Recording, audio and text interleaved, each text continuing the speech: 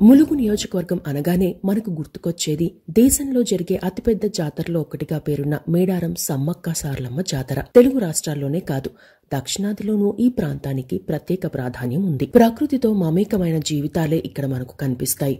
అదే సందర్భంలో రాజకీయంగా కూడా ములుగు కీలక పాత్ర పోషిస్తుంది. ప్రస్తుతం జరుగుతున్న ఎన్నికల్లో ఇక్కడ Congress party leader sitting MLA Seethakka గెలిచి మూడోసారి ఎమ్మెల్యే కావాలనే పట్టుదలతో ఉన్నారు. అయితే ములుగు జెడ్పీ చైర్పర్సన్ గా ఉన్న బడే నాగజ్యోతిని బీఆర్ఎస్ పార్టీ బరిలోకి దింపింది. చిన్న వయసులోనే సర్పంచ్ గా, జెడ్పీటీసీగా, జెడ్పీ వైస్ చైర్మన్ గా, జెడ్పీ చైర్మన్ గా ఎన్నికైన నాగజ్యోతిని బీఆర్ఎస్ తమ అభ్యర్థిగా ప్రకటించడంతో రాజకీయ సమీకరణాలు మారాయి. సిట్టింగ్ ఎమ్మెల్యే సీతక్క జీవితంలో నక్సల్స్, జనశక్తి నేపథ్యం ఉండగా నాగజ్యోతి కుటుంబానికి కూడా నక్సల్స్ నేపథ్యం ఉంది. నాగజ్యోతి పెదనాన్న, నాన్న, బాబాయ్తో పాటు తల్లి, పెద్దమ్మ తదితరులు కూడా నక్సల్స్ ఉద్యమం నుండి వచ్చినవారే. పెదనాన్న, నాన్న కూడా ఎన్కౌంటర్లలో ప్రాణాలు కోల్పోయారు. ఈ నేపథ్యంలో బడే నాగజ్యోతి ఎవరు, ఆమె బ్యాక్గ్రౌండ్ ఏంటి, ఆమె ఆస్తులెన్ని, రాజకీయాల్లోకి ఎలా వచ్చారు అనే అంశాలపై ఆసక్తి నెలకొంది. బడే నాగజ్యోతి 1994 జనవరి 5న ములుగు జిల్లా తాడ్వాయి మండలం కాల్వపల్లిలో జన్మించారు. తల్లిదండ్రులు రాజేశ్వరి, నాగేశ్వరరావు. ములుగు ప్రాంతంతో పాటు నక్సల్స్ ఉద్యమాల గురించి అవగాహన ఉన్న చాలా మందికి బడే నాగేశ్వరరావు, రాజేశ్వరి అనే కంటే కూడా బడే ప్రభాకరన్న, నిర్మలక్క అంటేనే తెలుస్తుంది. అంతేకాదు ఆ కుటుంబంలో చాలా మంది నక్సల్స్ ఉద్యమంలో అసూలు బాసినవారే. బడే ప్రభాకరన్న తండ్రి బడే జగన్నాథరావు గారు స్కూల్ టీచర్గా చేసేవారు. అభ్యుదయవాది కూడా.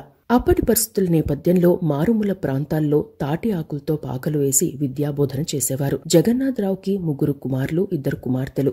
పెద్ద కుమారుడు రాంబాబు, రెండో కుమారుడు నాగేశ్వరరావు అలియాస్ ప్రభాకరన్న, మూడో కుమారుడు మురళీధర్రావు అలియాస్ దామోదర్. పెద్ద కుమారుడైన రాంబాబు చిన్నతనంలోనే ఉద్యమం బాట పట్టారు. ఆయన భార్య పేరు లలితక్క. ఆమె కూడా ఉద్యమంలోనే ఉండేవారు. అయితే వీరి కోసం పోలీసులు పలుమార్లు ఈ కుటుంబాన్ని ప్రశ్నించారు. ఇక నాగేశ్వరరావు హన్మకొండలోని ఎల్బీ కాలేజ్లో ఇంటర్ చదువుతున్న సమయంలో తన అన్న రాంబాబు అడ్రస్ చెప్పాలని విపరీతంగా ఒత్తిడిని ఎదుర్కొన్నారు.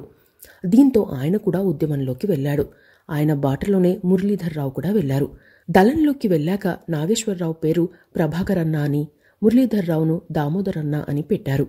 తమ కుటుంబంలో అందరూ ఉన్నత విద్యావంతులే అయినా తమ ప్రాంతం వెనుకబాటుకు విద్యావకాశాలు, ఉపాధి అవకాశాలు లేకపోవడమే కారణమని భావించిన బడే ప్రభాకరన్న ఉద్యమంలో ఉంటూనే ఈ ప్రాంతంలో పలు అభివృద్ధి కార్యక్రమాలకు శ్రీకారం చుట్టారు. తాడ్వాయి మండలంలోని కాటాపూర్లో స్కూల్ కోసం భూమి కొనివ్వడంతో పాటు స్కూల్ భవనం కట్టించేలా చేశారు. మారుమూల ప్రాంతాలకు వివిధ మార్గాల ద్వారా బియ్యం, గోధుమలు తదితర నిత్యావసరాల సరఫరా చేయించేవారు. నీరు లేక పంటలు ఎండిపోతున్న నేపథ్యంలో పొలాలకు బోర్లు వేయించేవారు. ఐటీడీఏ ఉద్యోగాలను కూడా ఇప్పించడంతో పాటు కమలాపూర్ ఫ్యాక్టరీలోనూ ఉద్యోగాలు ఇప్పించారు. ఉద్యమంలో ఉండగానే నాగేశ్వరరావు ఆదర్శ వివాహం చేసుకున్నారు. వారికి ఏకైక సంతానం నాగజ్యోతి. నాగజ్యోతి 3 నెలల వయసున్న సమయంలో అడవుల్లో వర్షానికి తడవడంతో సిక్కై స్పృహ కోల్పోయారు. దీంతో నాగజ్యోతిని బతికించుకునేందుకు నాగజ్యోతిని వాళ్ళ నానమ్మ, తాత, మేనత్తల దగ్గర ఉంచి మళ్లీ ఉద్యమంలోకి వెళ్లారు నిర్మలక్క. నాగజ్యోతి వాళ్ళ నానమ్మ, తాతయ్య, మేనత్తల వద్దే పెరిగారు. నాగజ్యోతి పెద్ద మేనత్త ఎక్సైజ్ శాఖలో ఉన్నతాధికారి కాగా మరో మేనత్త డాక్టర్. ఇక ప్రజల కోసం బడే ప్రభాకరన్న చేస్తున్న కార్యక్రమాలకు ఆ ఏరియాలో మంచి పేరుండేది.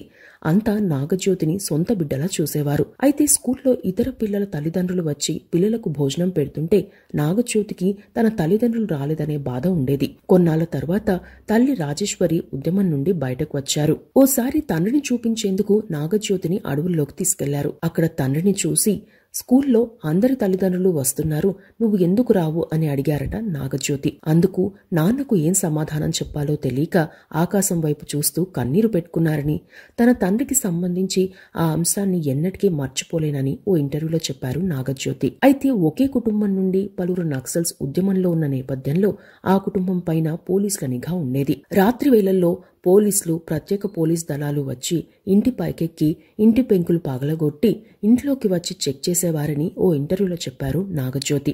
దీంతో ఆ వేధింపులు తట్టుకోలేక పాకాల కొత్తగూడ ప్రాంతానికి తీసుకెళ్లారు వాళ్ళ నాన్నమ్మ. కొన్నాళ్లు అక్కడే ఉన్నారు. ఇక నాగజ్యోతికి 5 ఏళ్ల వయసులో బడే ప్రభాకర్ ఓ ఎన్కౌంటర్లో చనిపోయారు. అంత్యక్రియల కోసం స్వగ్రామానికి ఆయన భౌతిక కాయాన్ని తీసుకొచ్చారు.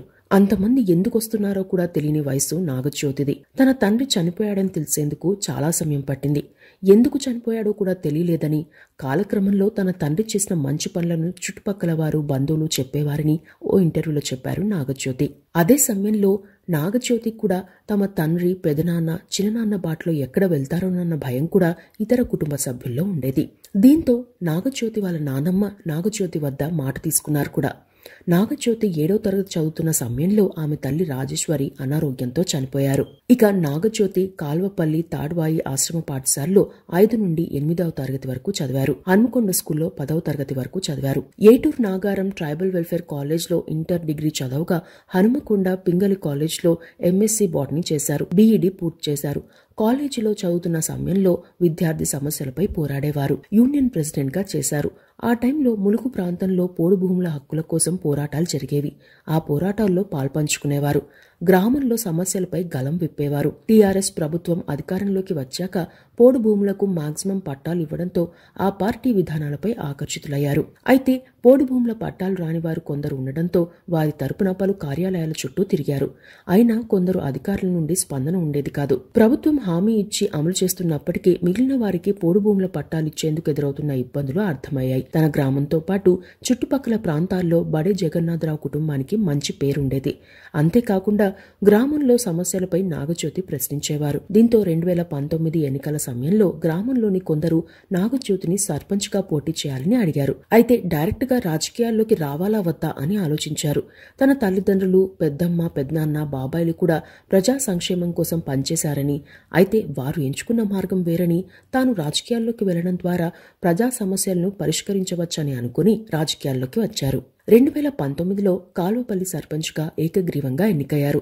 ఆ తర్వాత టీఆర్ఎస్ పార్టీ నుండి తాడ్వాయి జెడ్పీటీసీ సభ్యురాలుగా గెలిచారు. జిల్లా పరిషత్ వైస్ చైర్మన్ అయ్యారు. అయితే ములుగు జిల్లా పరిషత్ చైర్మన్ కుస్మ జగదీశ్వర్ హఠాన్ మరణంతో నాగజ్యోతిని జెడ్పీ చైర్మన్ గా ఎంపిక చేశారు. ఓ ఇంటర్వ్యూలో నాగజ్యోతి మాట్లాడుతూ కుస్మ జగదీశ్వర్ గారి మరణం బాధాకరమని, ఆయన స్థానంలో తనను ఎంపిక చేశారంటే బాధతో కూడిన అంశమని పేర్కొన్నారు. తాను జిల్లా పరిషత్ చైర్మన్ గా ఎంపికయ్యాక పలు అభివృద్ధి కార్యక్రమాలు చేపట్టామని చెప్పారు. తాజా ఎన్నికల్లో బీఆర్ఎస్ పార్టీ అనూహ్యంగా బడే నాగజ్యోతిని అభ్యర్థిగా ప్రకటించింది. ఈ అంశంపై మాట్లాడుతూ తాను జెడ్పీటీసీగా, జెడ్పీ చైర్మన్ గా చేసిన కేసీఆర్ గారిని ఎన్నటికీ మర్చిపోలేనని చెప్పారు. తనకు టికెట్ అడుగుదామని అనుకున్నా ఆర్థికంగా అంత శక్తి లేదని అనుకున్నానని, అయితే ప్రజానాడి తెలిసిన కేసీఆర్ తాను అభ్యర్థిగా ప్రకటించడం సంతోషమని చెప్పారు. ములుగు బీఆర్ఎస్ అభ్యర్థిగా ప్రకటించిన రోజున నాగజ్యోతి ఎమోషనల్ అయ్యారు. బడే జగన్నాథరావు గారి మనోరాలిగా, నక్సల్స్ దంపతులైన బడే ప్రభాకరన్న, నిర్మలక్క కుమార్తెగా నాగజ్యోతి చాలా మందికి తెలుసు. మాజీ ఎమ్మెల్యే దివంగత అజ్మీరా చందులాల్ కుటుంబంతోనూ సత్సంబంధాలు ఉండేవి. తనకు టికెట్ వచ్చాక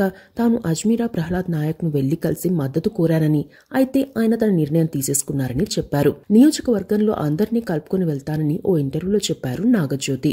ఇక ప్రస్తుతం ములుగు సిట్టింగ్ ఎమ్మెల్యే, ములుగు నియోజకవర్గ కాంగ్రెస్ అభ్యర్థిగా ఉన్న సీతక్కతో నాగజ్యోతికి బంధుత్వం కూడా ఉంది. ఓ ఇంటర్వ్యూలో నాగజ్యోతి మాట్లాడుతూ తనకు సీతక్క దూరపు బంధువు అని, అత్త వరుస అవుతారని చెప్పారు. తన తండ్రి ఉద్యమంలో ఉన్న సమయంలోనే సీతక్క కూడా జనశక్తిలో పనిచేసేవారని, తాను స్కూల్లో చదువుతున్నప్పుడు వారి గురించి వినేదానని అన్నారు. కొన్నిసార్లు తన తాతను కలిసేందుకు సీతక్క తమ ఇంటికి కూడా వచ్చేవారని చెప్పారు. అయితే రాజకీయాల్లో తాము ప్రత్యర్థులమేనని, వ్యక్తిగత అంశాలకు, వ్యక్తిగత విమర్శలకు తాను దూరమని చెప్పారు నాగజ్యోతి. ఇక నాగజ్యోతిని ములుగు అభ్యర్థిగా ప్రకటించడం వెనుక టీఆర్ఎస్ కొన్నేళ్లుగా వ్యూహాత్మకంగా వ్యవహరించిందని చెప్పవచ్చు. సీనియర్ నాయకురాలు, తెలంగాణ కీలక నేతగా ఉన్న సీతక్కకు చెక్ పెట్టాలనే లక్ష్యంతో 4 ఏళ్లుగా బీఆర్ఎస్ ప్రణాళిక రూపొందించిందని చెప్పవచ్చు.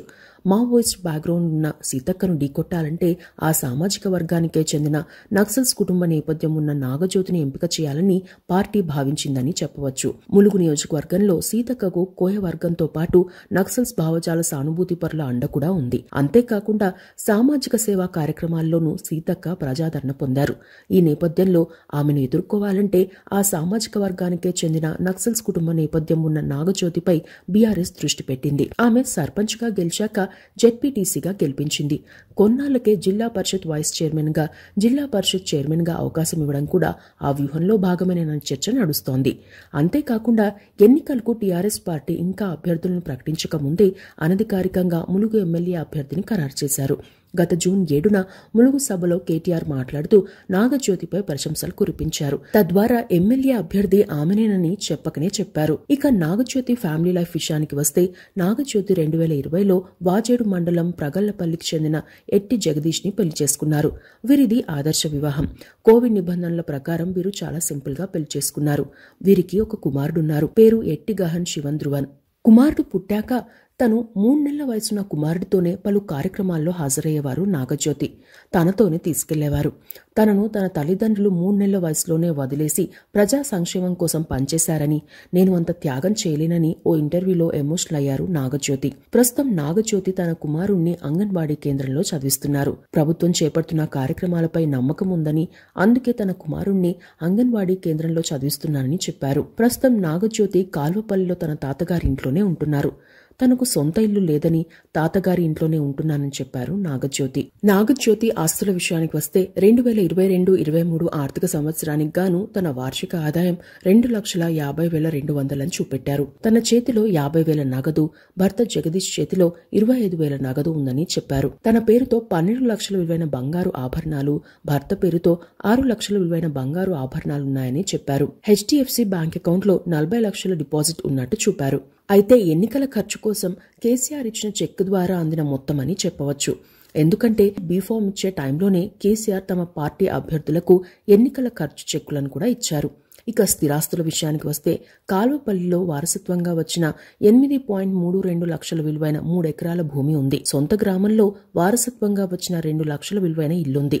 మొత్తంగా చూస్తే ఎన్నికల ఖర్చు చెక్ మినహా నాగజ్యోతికి ఉన్న స్థిరాస్తుల విలువ 15 లక్షల లోపే అని చెప్పవచ్చు. ఇక కార్ లోన్, క్రాప్ లోన్ తో పాటు తమ మేనత్త బడే ఛాయాదేవి నుండి తీసుకున్న 3 లక్షలు అంతా కలిపి 4,44,000 అప్పులున్నాయి.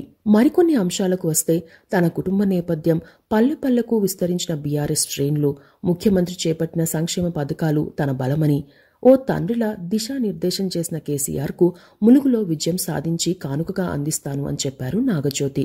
సీతక్కపై పలు ఇంటర్వ్యూల్లో పరోక్షంగా కొన్ని వ్యాఖ్యలు చేశారు. ప్రచారం కోసం సోషల్ మీడియాను పెట్టుకుని తాము పనిచేయలేదని, కోవిడ్ సమయంలో ప్రభుత్వం అన్ని కార్యక్రమాలను అమలు చేసిందని వ్యాఖ్యానించారు. తన దగ్గర ప్రత్యర్థులను ఎదుర్కొనేంత డబ్బు లేకపోయినా తమ పార్టీ అండగా ఉందని, తమ కుటుంబం చేసిన మంచి పనులు ఆదర్శంగా నిలిచాయని చెప్పారు. నియోజకవర్గంలో గత 5 ఏళ్లలో చేసిన అభివృద్ధిని టీఆర్ఎస్ ప్రభుత్వమే చేసిందని, అయితే సీతక్క ఆ పనులను తాను చేసినట్టు చెబుతున్నారని అన్నారు. తన తండ్రి సమకాలీకులైన సీతక్క ప్రజా సంక్షేమంపై అంత ప్రేమ ఉంటే తన తండ్రి స్థాయిలో సేవా కార్యక్రమాలు ఎందుకు చేయలేదని ప్రశ్నించారు. ప్రతిపక్షంలో ఉండే ఎమ్మెల్యే కంటే కూడా అధికార పక్షంలో ఉండే ఎమ్మెల్యేను గెలిపిస్తేనే అభివృద్ధి సాధ్యమని చెప్పారు. కోవిడ్ టైంలో హైదరాబాద్ నుండి వచ్చి కోవిడ్ ను ములుగులో వ్యాప్తి చేయించడం ద్వారా ప్రాణాలను రిస్క్ లో పెట్టారని, ఆ విషయం ఇప్పటికీ నియోజకవర్గ ప్రజలు మర్చిపోరని వ్యాఖ్యానించారు. తాము కోవిడ్ సమయంలో సేవా కార్యక్రమాలు చేసినా పబ్లిసిటీకి దూరంగా ఉన్నామని, ప్రభుత్వ ఆధ్వర్యంలో, టీఆర్ఎస్ శ్రేణుల ఆధ్వర్యంలో అన్ని గ్రామాలకు నిత్యావసరాలు, మందులు అందాయని చెప్పారు నాగజ్యోతి.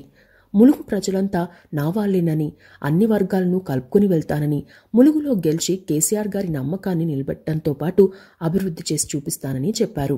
మొత్తం మీద ములుగు నియోజకవర్గంలో కాంగ్రెస్ నుండి సీతక్క, బీఆర్ఎస్ నుండి నాగజ్యోతి, బీజేపీ నుండి అజ్మీరా చందులాల్ కుమారుడు అజ్మీరా ప్రహ్లాద్ నాయక్ పోటీ పడుతున్న నేపథ్యంలో ఈ నియోజకవర్గం ఎన్నికలపైన ఆసక్తి నెలకొంది. ఇవి ములుగు బీఆర్ఎస్ అభ్యర్థి బడే నాగజ్యోతికి సంబంధించిన అంశాలు.